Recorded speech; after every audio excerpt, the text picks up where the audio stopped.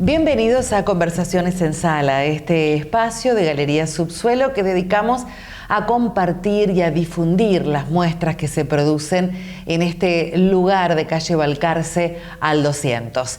El sueño y otras pinturas es una exhibición de Abel Rodríguez que tiene curaduría de Guillermo Fantoni y con él vamos a hablar sobre esta apuesta. ¿Cómo va, Guillermo? Bienvenido. Muy bien. Muchas gracias. Bueno, contanos un poco acerca de esta muestra El sueño y otras pinturas. Bueno, El sueño y otras pinturas remite precisamente al título de una de ellas, que de algún modo es una obra que relanza al espectador al mundo de la pintura. Es como una reflexión sobre el mundo de la pintura, porque el sueño, para Abel Rodríguez, es una mujer en un interior con naturalezas muertas, la lámpara, la modelo, los elementos propios o géneros propios de la pintura, como es la figura, la naturaleza muerta o los interiores. De manera tal que es un pintor reflexionando sobre la pintura en esa obra. Nos pareció que el sueño era como condensadora de la exposición, que está compuesta por 12 pinturas de gran formato. Son obras inéditas que no se han visto. De gran formato y de gran color. Sí, y de mucho color, que pertenecen al último segmento creativo de Abel Rodríguez. Un segmento bastante extenso que abarca los años 80, que sería la obra póstuma, los últimos trabajos que realizó en su vida, pero que son muchísimos, porque parte se mostraron en alguna exposición y parte quedó inédita hasta justamente este momento. Y la idea fue, bueno, volver a reponer a esta figura del arte de la ciudad que tuvo gravitación en un momento, como para que nuevos públicos entren en contacto con una obra que merecía ser vista y digamos, puesta en valor nuevamente. Bueno, sabemos que un poco vos llegás a su cuerpo de obra y que decidís exhibirlo, mostrarlo, pero contanos un poco sobre Abel Rodríguez. Abel Rodríguez es un pintor que nace en una familia ligada al mundo de la cultura y el arte, porque su padre fue Avelino Rodríguez, un escritor, periodista del Grupo de Boedo, un grupo significativo para el arte y la literatura social en la Argentina, y su madre, Florence Minton Serva, hermana de Santiago Minton Serva, uno de los grandes pintores y grabadores de la primera generación de artistas locales. De manera que a través de sus padres se conecta muy tempranamente al mundo de la cultura y su vida en el mundo de Alberdi de algún modo lo conecta también con otros habitantes de ese barrio que estaban dedicados a la cultura y al arte. Por ejemplo, los pintores como Carlos Uriarte, Ricardo Barecki o Juan Grela, que fueron miembros del Grupo Litoral muy significativos, vivían en ese barrio, y por ejemplo la obra de Abel Rodríguez, padre, había sido ilustrada por Minton Serva y por Ricardo Barecki, el libro La Barranca y el Río, de los años 40, por ejemplo. Uriarte también, gran amigo de la familia, y por supuesto Grela, otro gran pintor de la zona que se va a convertir en su maestro. O sea, él comienza a pintar intuitivamente a los 14 años y unos 4 o 5 años después, a fin de los años 40, ya ingresa al taller de Juan Grela. Y ahí participa de una sociabilidad que lo vincula a algunos artistas como Stanislao Michalichen, de quien luego fue un gran amigo, un entrañable amigo, y otros creadores que asistían al taller durante esos años, que fueron como años míticos o gloriosos de ese taller, que fueron los más importantes en la ciudad. De manera que, en parte, la vida de Abel Rodríguez está ligada a ese barrio, a esos artistas, y también después, con el tiempo, ingresa al diario La Capital como un redactor y se ocupa de la sección espectáculos y también tiene una actividad como crítico de arte. De manera que hay una serie de trabajos que él publica, que son a veces entrevistas o a veces artículos, donde revaloriza figuras como Gambart, Grela, que por supuesto forman parte de sus preferencias más próximas, pero también escribe sobre artistas, digamos, olvidados o secretos, como Augusto Schiavoni o como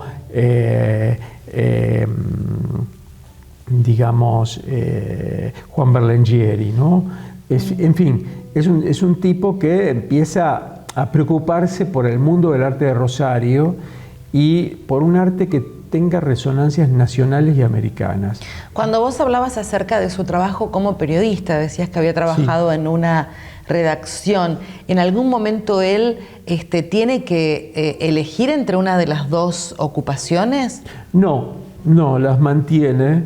Es muy interesante porque fíjate que es un artista que está como en una encrucijada entre la plástica, la literatura, el periodismo, la música, porque más allá de todos estos vínculos, incluso con el mundo del periodismo, aparece el vínculo con la música, porque se casa con Nancy Durant, que es una concertista de flauta traversa y profesora en la universidad, y por supuesto a través de estas conexiones con el mundo de la música ilustra algunos de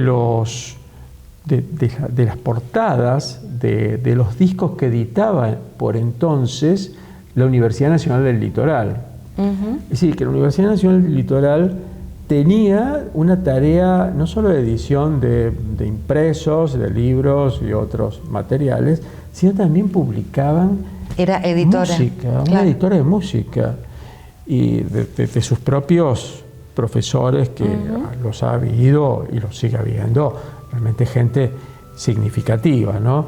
Entonces es un tipo donde se cruzan el arte alto, la cultura masiva, el periodismo, la literatura, la plástica, la música.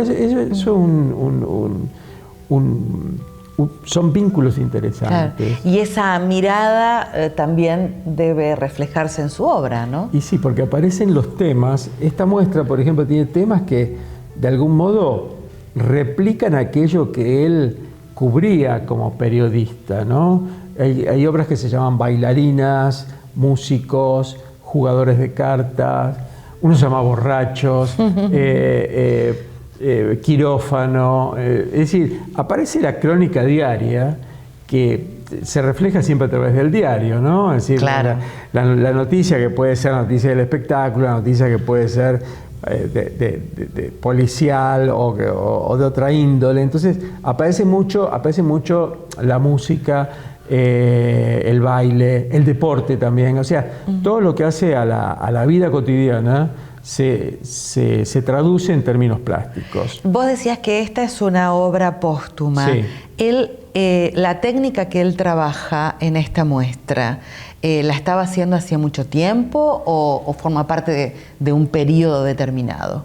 Mira, estas obras de gran formato, que tienen 1,20 por 1,20, están realizadas con una técnica extraña, son wash. El wash es una pintura al agua intermedia entre la acuarela y la témpera. O sea, es como una acuarela más densa o una témpera más diluida, pero él la aplica sobre hardboard, sobre una superficie tratada, o sea, hardboard es el chapadur, digamos, dicho así, como un nombre, una marca en su momento.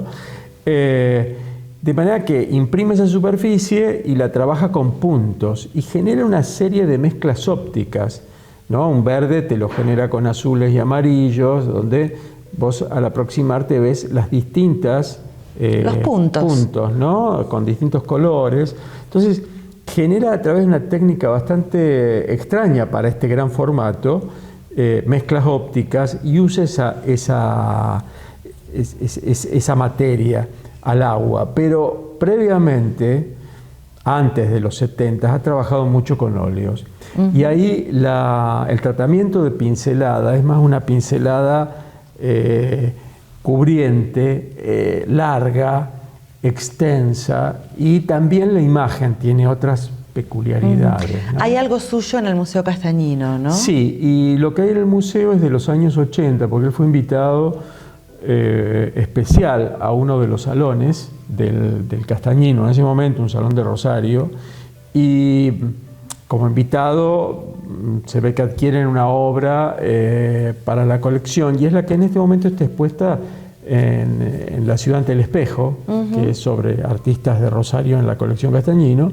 Hay un óleo, no sé si es óleo o es esta misma técnica, no recuerdo exactamente, pero dejemos la duda. Sí es una obra menor, se llama Palomita, es una obra más pequeña, pero que formalmente está en esta clave, menos cromática que todas estas, menos impactante de colorido, sino que es un colorido más neutro, es una gama de rojos, es más tonal esa obra. Pero previamente tiene una paleta diferente, una técnica diferente, un óleo más lamido, más matérico, más de grandes configuraciones, o sea, de grandes planos. No es esta técnica minuciosa de generar el plano por pequeños puntos, y que alude más al mundo del río, que fue una de sus pasiones. Bien. ¿No? Guillermo, vos hablabas acerca del tamaño, ¿no?, de estas 12 obras que realmente impactan. Cuando uno ya baja la escalera de la galería, están todas aquí, impactan y mucho. ¿Qué nos podés decir del uso del color, de la combinación? Mira, inicialmente es un pintor más intimista, más tonal, más ligado al mundo natural.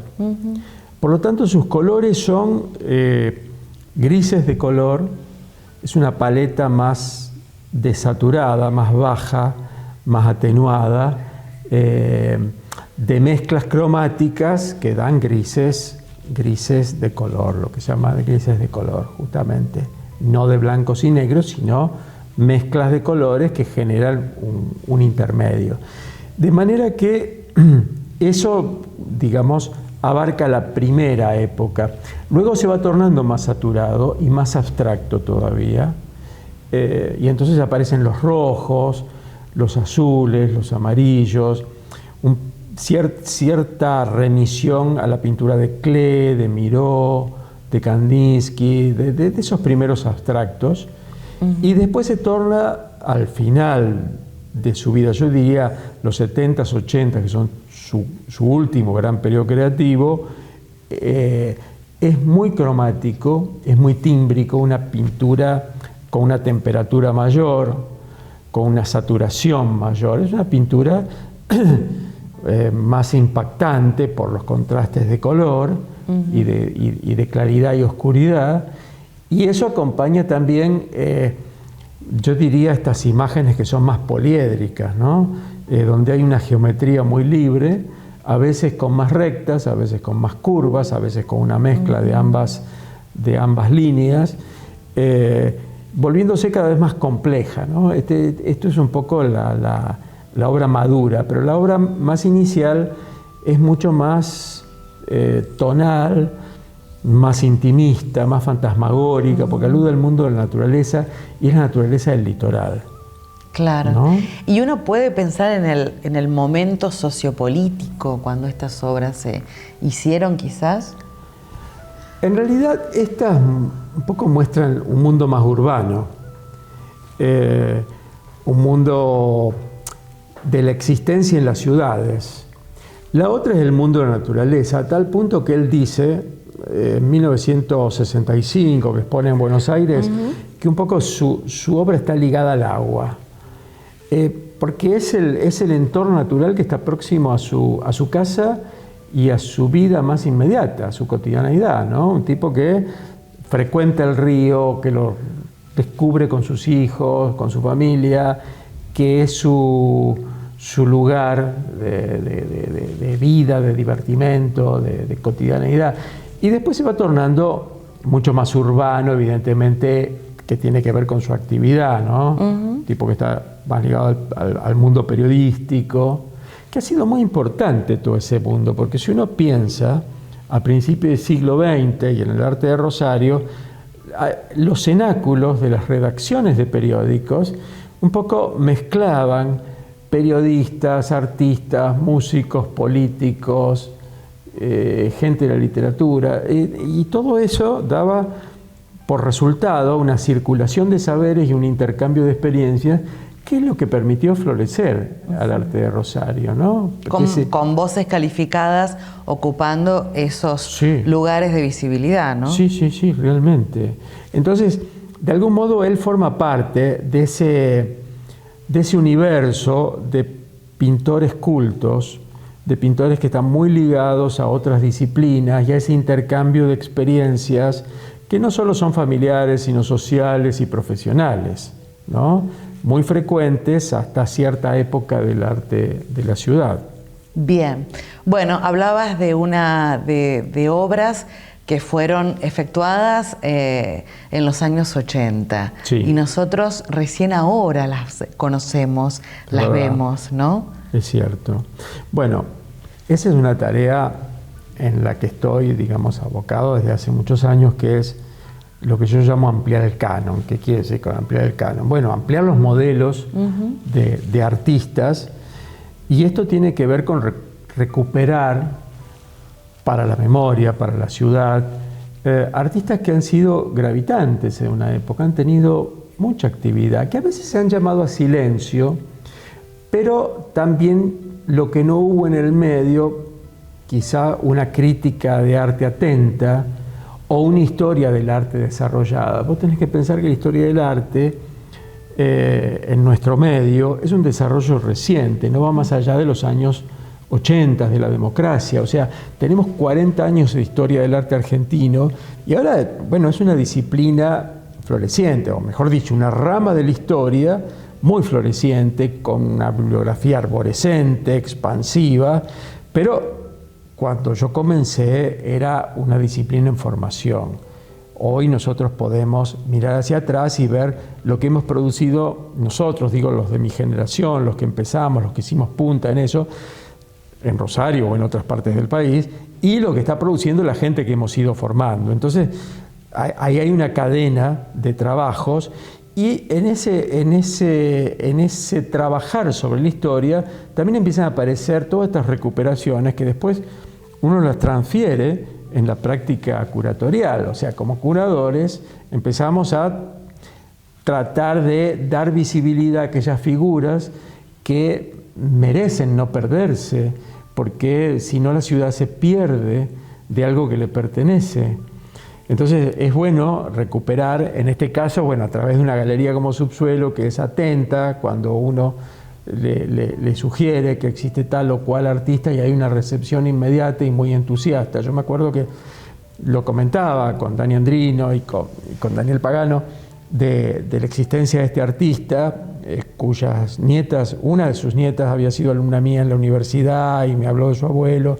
Y entonces ahí empezamos a mirar la obra, y cuando se los comenté a ellos, miramos juntos estos materiales y le encantaron, y dijimos, bueno, hacer esta muestra, que es una apuesta importante para la galería, porque como verás, la sala se ha preparado especialmente para recibir esta obra, ¿no? Decía, tanto color, había que poner un color que, digamos, acompañara, que no sea el blanco crudo, sino que es un gris medio, que le da un entorno que permite un lucimiento de la obra, ¿no? O sea, acá tenemos una galería que, bueno, recepta muy, muy claramente y con mucho entusiasmo este tipo de propuestas. También lo hacemos cuando curamos una muestra en el museo, y entonces aprovechamos a sacar autores que estaban en bodega y que no estaban considerados, que había que volverlos a reflotar para que la historia del arte de la ciudad sea más compleja, sea más comprensiva y sea más rica para la gente, que es en última la que sostiene las instituciones, ¿no? Y en este caso no está sosteniendo una galería, pero sí es parte del flujo de público que asiste, ¿no? Bueno, después de estas palabras está hecha la invitación, sin dudas, para que pasen por la Galería Subsuelo en Balcarce 238 y puedan disfrutar de esta muestra y de estas obras de Abel Rodríguez, El sueño y otras pinturas, que se puede visitar hasta el 13 de mayo. Muchísimas gracias a la gente de Dark House por acompañarnos siempre en estas conversaciones en sala. Gracias, Guillermo. Gracias a vos.